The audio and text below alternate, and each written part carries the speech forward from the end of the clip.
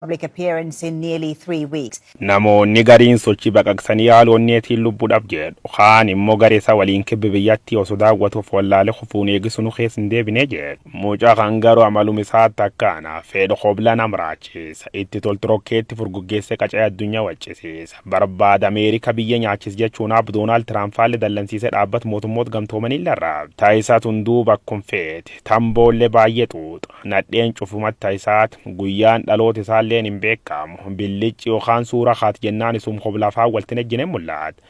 Garuu amalisa kunin akkama jajjaba waan taateef ammumsi gargalee murtii tokko malee rasaasaan si curuu waan danda'uuf yoonni hoblaa yoonni callisa afaan qabachuu malee murtii biraan qabdu jedha warri itti dhiyeenyaanis beeku. Waa'ee bulchaa Kooriyaa kaaba Kim Jong-un isanii dhiyeessuu jedha abba ijoollee sadii ta'uusaa dubbata. Een faktaan immoo rabbuma beeka maqaalee dhugaan of yaama The New Start, The Brilliant Comrade, The Genius Among Others, The Marshal of North Korean faan cufti maqasaat Abbaayis Dhaljoongii litaan sun akka hin war faranjoota barkum 2012 goha qabat mucaan Kooriyaa kaaba Kim Jong-un wamedduu yaadata. Ameerikaa guxurii qeencaatti hin daaru fedhi guyyoota 40 oliif kaamera dura fagaatee addunyaa qofa sontaane lamiilee isaaniillee bu'aarraachees. Dhiyoo tanallee du'uun mucaan kun wal fakkaata kan yeroo lammeessoof hojjechuun adoo lubbuun jiru boonamoota dhuga dhaga'ee quubnaan miidiyaa gad beenum jiraa jedhe. Biyyiti isaanii Kooriyaan kaaba addunyaa guutuu irra wam tokkollee hin qabdu namni tokko immoo ka lubbu quufisaan xiyyiwwan jirin fakkaat. Bulchaa guddaa Ameerikaa Doonaald Tiraamp dabalatee namuu waan sodaatuuf rokkeetti yookaan misaayilii dhiisi rasaas shugguxii tokko biyyi isaanii fuul deebisanii dhukaasuun hin jirtu. Hammaleellee duubseer jajjaba Pyongyang ittiin beekamte keessa daa'imi kamuu maqaa bulchaa moggaafachuu hin danda'u. Raadiyoon biyyattii yoosiin sittolu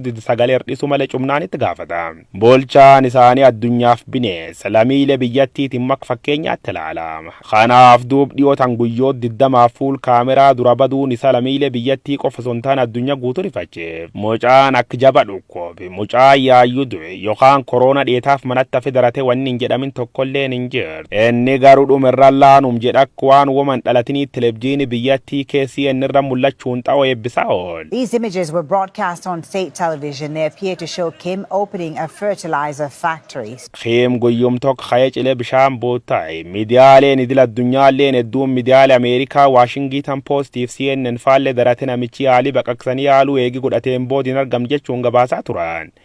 Ministeerri Dantala Ameerikaa Maak Pooppiyoo dabalatee keeme dhiyeenya kan garamak jirin been jechuun dubbatanis Kooriyaan kibba kabiyyolla isaanii kan itti dhiyeennaan beetti garuu dubbiin tun dhar ta'uu dandeetti jechuun mormaa ture. Dhaabbileen basaastota gugurdoon Ameerikaatiif Kooriyaa kibba du'aaf jireenya kiim qulqulleessuuf wanni isaan hin godhin tokkolleen hin ture. Hundaafuu duub mucaan qancaraan mata qooxoo kun kaameraatii fi luumata dura dhokachuun isa namootaaf waan haaraa ture. Isaaf immoo dubbiin akkas hin fakkaatu. Sababi isaalleen duub barkum 2014 lakkum kan eegi guyyoota 40 dhokateen boodin jirjechuun gad ba'e ammallee wam gaafas tolchir deebi Kimindoon.